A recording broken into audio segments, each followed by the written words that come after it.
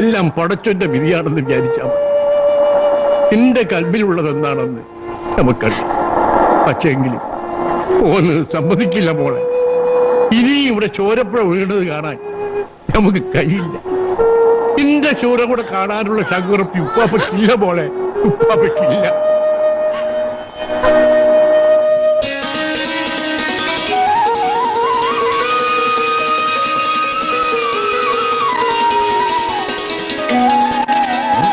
അവര് വരണ്ട സമയം കഴിഞ്ഞല്ലോ. എന്ത് പറ്റിയാവോ? ഇനി അമ്പലത്തിൽ എങ്ങാൻ വന്നിട്ടുണ്ടാവോ? വന്നാൽ അറിയിക്കാൻ ചെല്ലയ്യനെ നിർത്തിയിട്ടുണ്ട്. ആ, നമുക്ക് പെണ്ണിനെയും കൊണ്ട് ഇറങ്ങാം. ആ, അതാ പിച്ചാത്തി പിശാശ് വരുന്നുണ്ട്.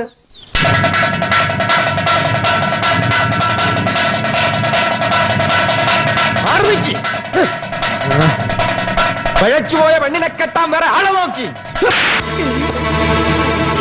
എന്ത് പറയടാ പട്ടി? ഇത് ഞാൻ പറഞ്ഞതല്ല, കെട്ടാൻ വന്ന ചെറുക്കന്റെ വീട്ടുകാര് പറഞ്ഞതാണ്.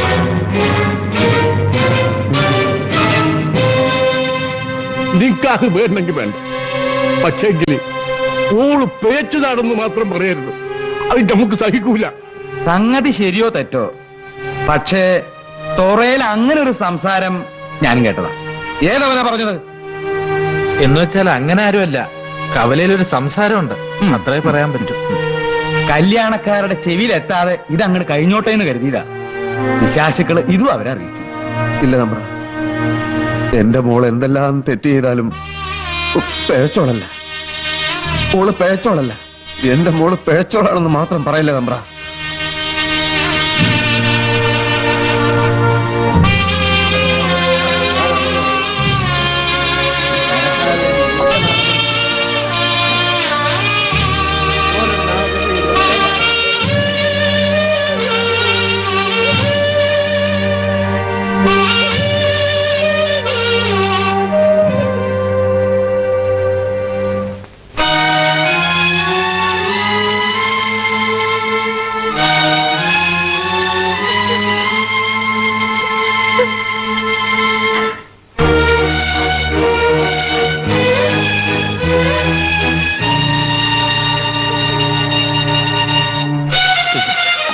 എന്റെ മോള് പിഴച്ചു.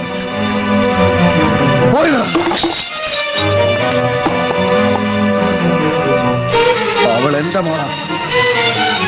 ചെമ്പരന്തിന്റെ മോളെ പിഴപ്പിക്കാൻ ഇവിടെ ഒരുത്തരും വളർന്നിട്ടില്ലടാ.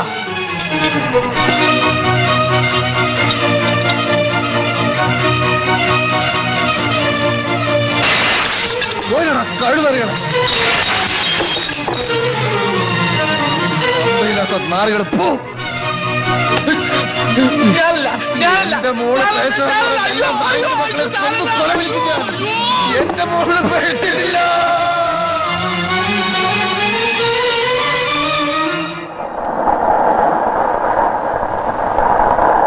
ഇതുകൊണ്ടായില്ല, ഇനി പലതും ബാക്കിയുണ്ട്.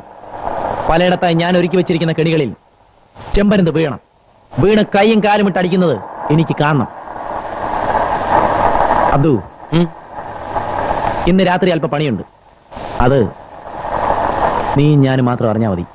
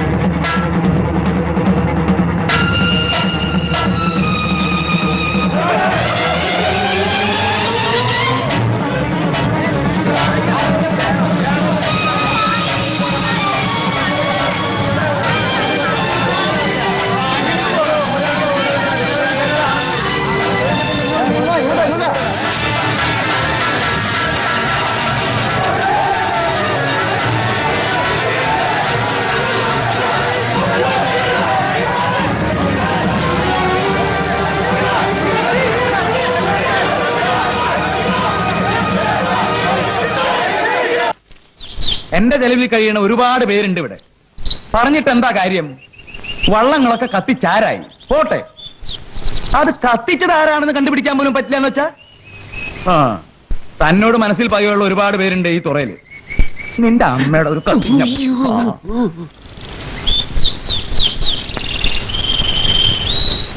എന്തെങ്കിലും തുമ്പ് കിട്ടിയോ? കുറച്ച് കഴിയുമ്പോ പോലീസുകാർ എത്താന്നാ പറഞ്ഞിരിക്കണേ. അവര് വന്നിട്ട് എന്ത് ചെയ്യാനാ? അവരുടെ കൺമുൻപിൽ വെച്ച് കൊലപാതകങ്ങൾ ഉൾപ്പെടെ പലതും ഈ തുറ നടന്നിട്ടില്ലേ? എന്നിട്ട് അവരെന്തെങ്കിലും ചെയ്തോ? ആ പിന്നെ സാമാന്യ മര്യാദയുടെ പുറത്തൊരു കാര്യം പറഞ്ഞിട്ട് പോകാൻ വന്നതാ. പുതിയങ്ങാടി തുറയെന്ന് ഞാൻ വള്ളങ്ങൾ വാടകയ്ക്ക് എടുത്ത് ഇറക്കാൻ പോവാ. എത്ര നാളെന്ന് പറഞ്ഞാ തുറയിലുള്ളൊരു പട്ടിണി കിടക്കുക? ആ, ഞാൻ ഇറങ്ങുന്നു.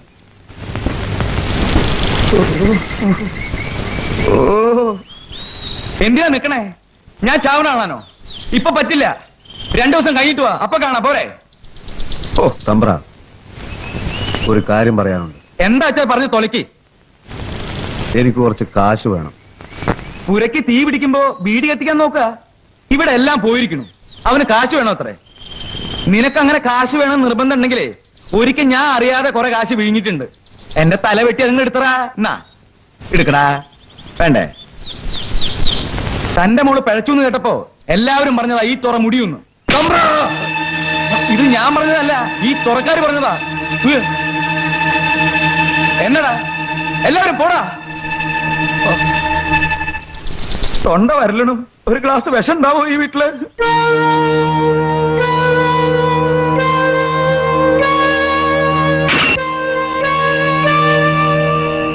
ഞാൻ പറഞ്ഞ കാശ് ആ, കിട്ടിയില്ല. കിട്ടിയത് മുഴുവനും മോന്തിയല്ലേ?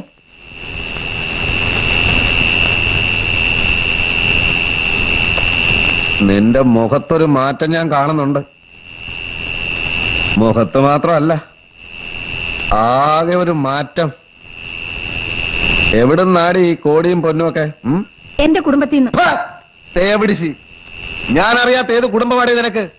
ഏതവന്റെ പുരയിലാടി നിന്റെ പുതിയ കുടുംബം? പറയടി. കൊല്ല്, എനിക്കറിയാം. ഒടുവിൽ നിങ്ങൾ എന്നെ കൊല്ലാനും മടിക്കില്ല എന്ന്. അങ്ങാടി തോറ്റാൽ അമ്മയുടെ നേരെന്ന് പറയും. നിങ്ങളുടെ മോള് കഴിച്ചതിന് എന്റെ മേക്കിട്ട് കാരണം എന്തിന്? എടി, പറക്കുന്നുണ്ട് ഞാൻ. അറുക്കേണ്ടത് എന്നെയല്ല, ഈ തുറ കരഞ്ഞതിന് കാരണക്കാരി ആരാണോ അവളെയാണ്. നിങ്ങൾക്ക് ചുണയുണ്ടെങ്കിൽ അത് ചെയ്യും. നിർത്തടി.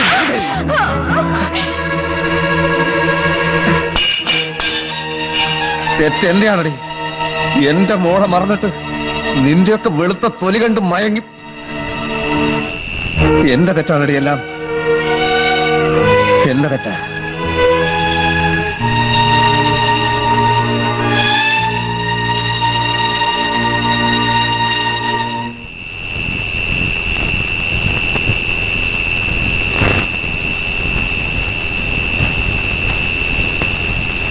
ആ ഷർട്ടിങ് എടുക്ക. ഒരു കുപ്പി കൂടി കൊണ്ടുപോടാ. കള്ള് തീർന്നു. കള്ളം പറയുന്നോടാ പട്ടി. സത്യമായിട്ട് തീർന്നു. ചെമ്പരന്തര് കുടിക്കാൻ കള്ളില്ലെങ്കിൽ ഈ തുറയില് ആരും കുടിക്കണ്ടടാ. എല്ലാം പൊട്ടിക്കും. എന്നിട്ട് പൊട്ടിയ ഒരു കുപ്പിയെടുത്ത് എന്റെ നെഞ്ചിൽ കുത്തി. എനിക്ക് വല്ലതും കിട്ടുന്നത് കൊണ്ടാ 7 വയറ് കഴിയേണ്ടത്. നിങ്ങളെ പേടിച്ച് ആരും ഇപ്പൊ ഷാപ്പിലോട്ട് വരണില്ല. നിങ്ങളാണെങ്കിൽ കുടിച്ചിലോട്ട് കാശും തരണില്ല. തല്ലിയാലും വേണ്ടില്ല, കൊന്നാലും വേണ്ടില്ല. നിങ്ങൾക്ക് വരാൻ ഇവിടെ കള്ളില്ല.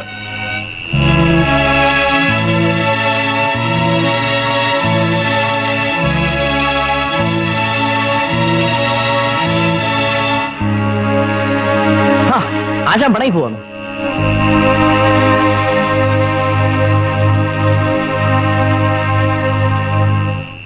വാ വാ നീ.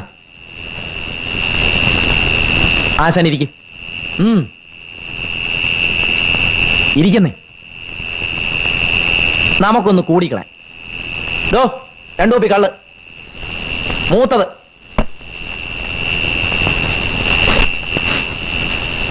ഒന്ന് വേഗം കൊണ്ടുപാടൂ.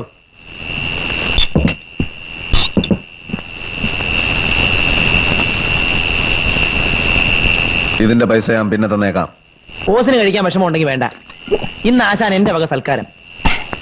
പഴയൊരു കടം ബാക്കിയുണ്ടല്ലോ.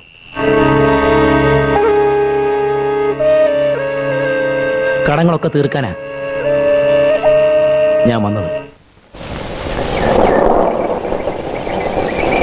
അത്തു, ഞാൻ പോട്ടെ.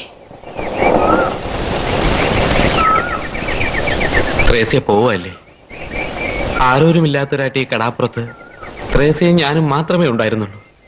ത്രേസ്യ പോയാൽ ഇനി ഞാൻ മാത്രം. ത്രേസ്യ പൊയ്ക്കുള്ളൂ.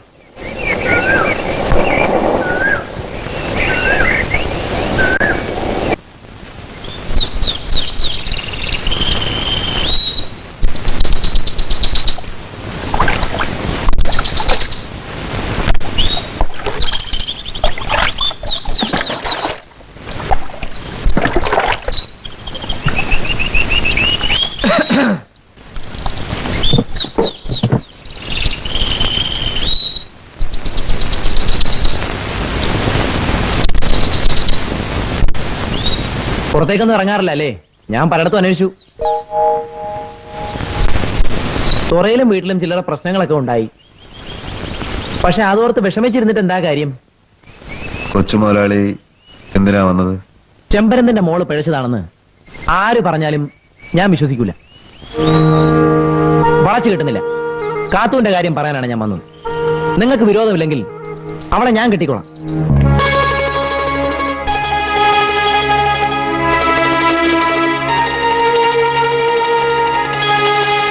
കൊട്ടും കുരവയൊന്നും വേണ്ട. വിരോധമില്ലെങ്കിൽ ഒരു നിറപറയും നിലവിളക്കം വെച്ച് ഒരു മുണ്ടും കൊടുത്ത് ഞാൻ അവളെ വിളിച്ചോണ്ട് പോയിക്കോളാം. പിന്നെ അവള് കാരണം ഈ തുറ മുടിഞ്ഞു എന്ന് പറയില്ലല്ലോ. എന്താ ചെമ്പരന്ത് ആലോചിക്കുന്നത്? കൊച്ചുമുതലാളി ഉണ്ണികൃഷ്ണൻ അങ്ങനെ വിളിച്ചാൽ മതി. അമ്മായിയപ്പനെ കൊണ്ട് മുതലാളിന്ന് വിളിപ്പിക്കുന്നത് അത്ര സുഖമുള്ള ഏർപ്പാടല്ലോ. പിന്നെ ഉടനെ ഒരു മുഹൂർത്തം നോക്കണം. നമ്മൾ ഈ ദുനിയാവിന്ന് പോണതിന് മുമ്പ് നിന്റെ നിക്കാഹ് നടന്നു കാണണമെന്ന ആ ഒറ്റ ആഗ്രഹമേ നമുക്കുള്ളൂ.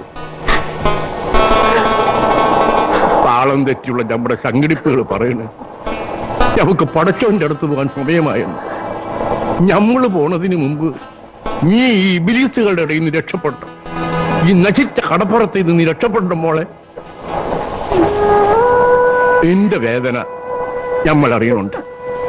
നിന്റെ മനസ്സ് ചന്തുവിനെ ഓട്ട് തുടിക്കണതും നമ്മൾ കാണുന്നുണ്ട്. പക്ഷേങ്കിൽ അവൻ മരിച്ചോ ജീവിച്ചിരിക്കണോന്ന് നമുക്കറിയാം. തലയിൽ വരച്ചതുപോലെ എല്ലാം നടക്കും. നിന്റെ ഉപ്പാപ്പയ്ക്ക് വേണ്ടിയിട്ടെങ്കിലും ഈ നിക്കാഹിന് നീ സന്തോഷത്തോടെ സമ്മതിക്കണം മോളെ.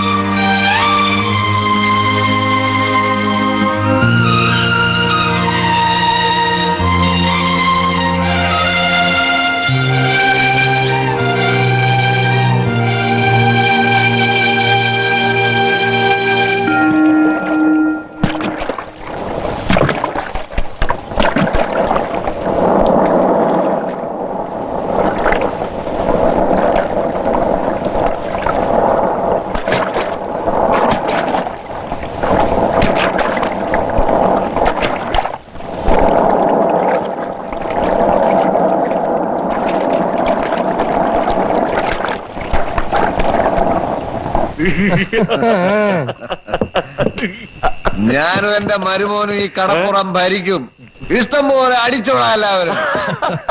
നിന്റെ മോറ് തെളിഞ്ഞില്ലേടാ കറുപ്പ. ഇന്ന് നമ്മള് കള്ളു കുടിച്ച് നേരം വെളുപ്പിച്ചാലോ? വന്ദയം വെച്ച് കുടിക്കാനുള്ള ആരെങ്കിലും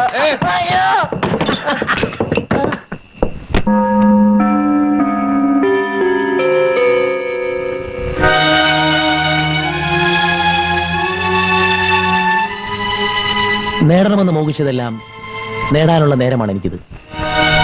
ഈ ഒരു രാവും ഈ ഒരു മുഹൂർത്തവും എന്റെ സ്വപ്നമായിരുന്നു. ആ സ്വപ്നം യാഥാർത്ഥ്യമാകുന്നത് എനിക്കൊന്ന് കാണണം. നീ ഒന്ന് എടുത്തു വരും. ഉം.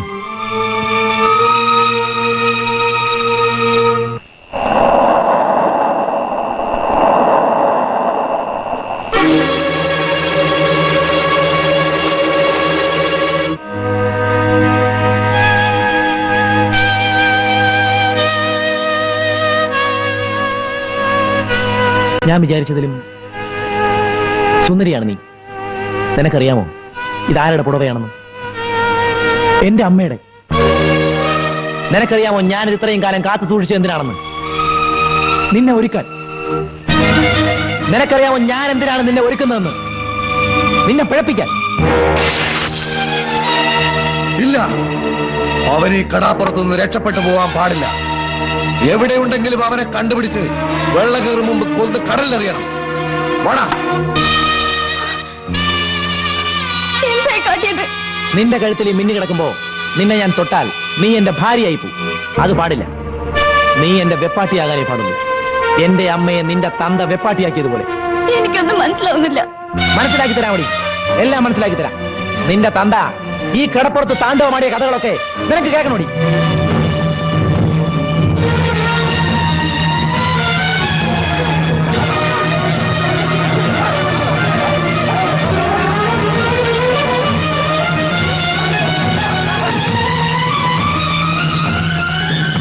അങ്ങനെ എന്റെ അമ്മയെ അയാൾ വെപ്പാട്ടിയായി.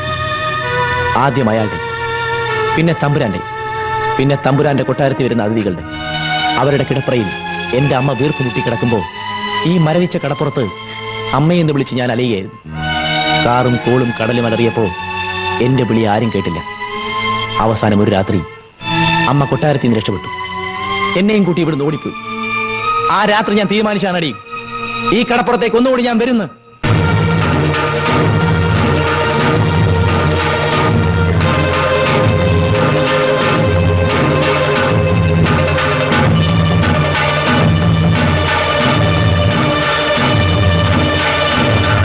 പിന്നെ സന്ധികളിൽ എന്റെ അമ്മ സിന്ദൂര പൊട്ടും തൊട്ട് മുല്ലപ്പൂവും ചൂടി ആഭരണങ്ങളും അണിഞ്ഞ് ഈ പുടവയെടുത്ത് ഒരു കാറിന്റെ ഹോൺ കാതോർത്തിരിക്കുന്നതും വെള്ള കീറും മുമ്പ് മാഞ്ഞ സിന്ദൂരപ്പൊട്ടും വാടിയ മുല്ലപ്പൂവുമായി മടങ്ങി വരുന്നതും ഞാൻ കണ്ടു.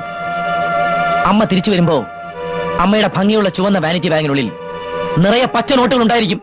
എനിക്ക് കടപ്പുറത്തെത്താനുള്ള കരുത്തുണ്ടാകാൻ എന്റെ അമ്മ സമ്പാദിച്ച പണം. അങ്ങനെയാണടി ഞാൻ ഈ കടപ്പുറത്ത് വന്നത്. എന്റെ പക ഒന്നും കൊല വിളിച്ച് ഞാൻ തീർക്കൂല.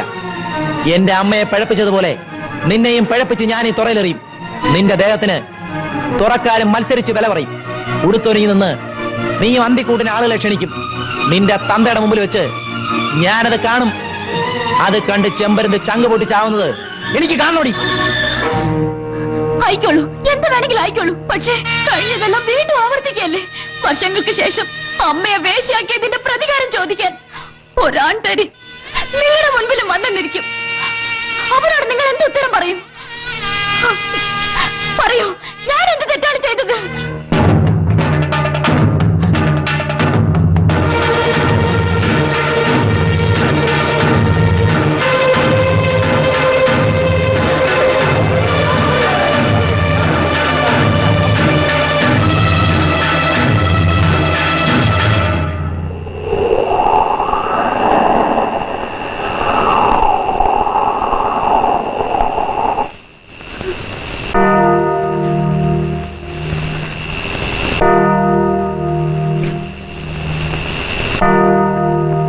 ചന്തു വന്നു അല്ലേ?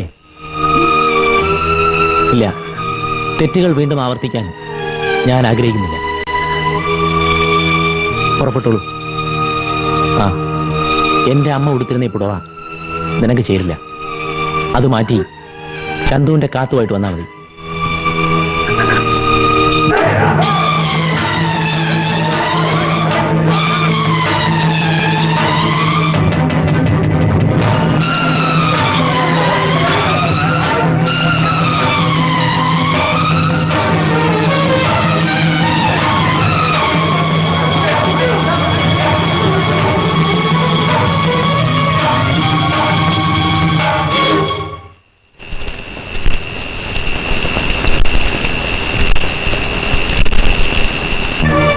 നിങ്ങൾ എങ്ങോട്ട് പോകണം? ഈ പെണ്ണിനെ രക്ഷിക്കാൻ. എവൾ ഇഷ്ടപ്പെടുന്നവന്റെ കൂടെ ഇവിടെ പറഞ്ഞയക്കാൻ. കൊച്ചു മുതലാളി, കൊച്ചു മുതലാളിയല്ല, ഉണ്ണികൃഷ്ണൻ. ഒന്ന് സൂക്ഷിച്ചു നോക്ക്, ഒരുപക്ഷേ തനിക്ക് മനസ്സിലാവും ഞാൻ ആരാണെന്ന്. മനസ്സിലായില്ല അല്ലേ? വർഷങ്ങൾക്ക് മുമ്പ് താനി കടലിൽ മുക്കിക്കൊന്ന രാജശേഖരനെ അറിയൂ? താനി കടപ്പുറത്ത് പലർക്കും വലിച്ചെറിഞ്ഞു കൊടുത്ത അയാളുടെ ഭാര്യ പാർവതി അറിയൂ?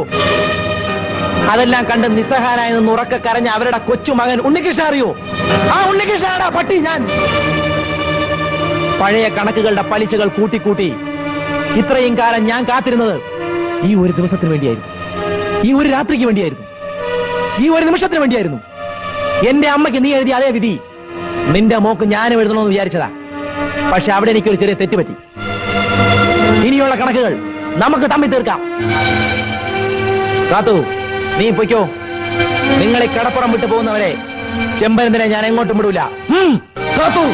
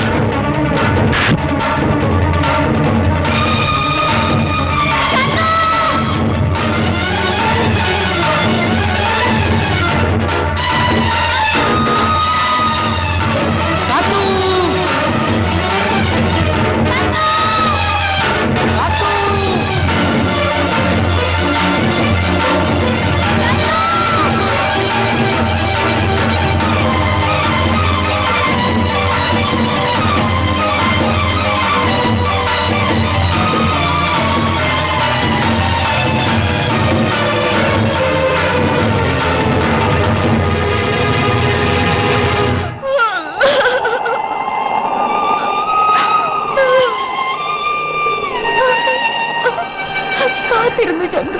എല്ലാ പൗർണമി രാത്രിയിലും ഈ മണിയച്ച കേൾക്കാൻ ഞാൻ കാത്തിരുന്നു ചന്തു. എനിക്കറിയാം കാത്തു, എല്ലാം പിന്നെ പറയാം. താഴെ കടലോരത്ത് നമ്മുടെ കൊച്ചുള്ളതുണ്ട്. വരൂ, വേഗം പോവാം.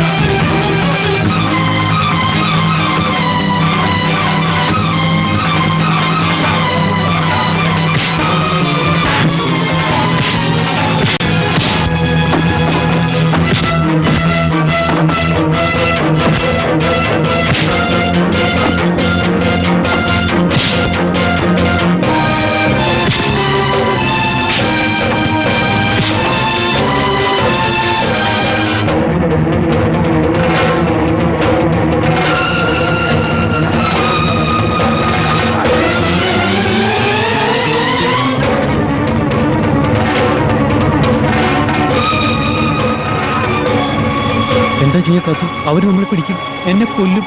ഇല്ല ചന്തു, ജീവിച്ചാലും മരിച്ചാലും നമുക്ക് ഒരുമിച്ചാവാം. ഒരേ ഒരു വഴിയാണ്, നമുക്ക് ഒന്നിച്ച് മരിക്കാം.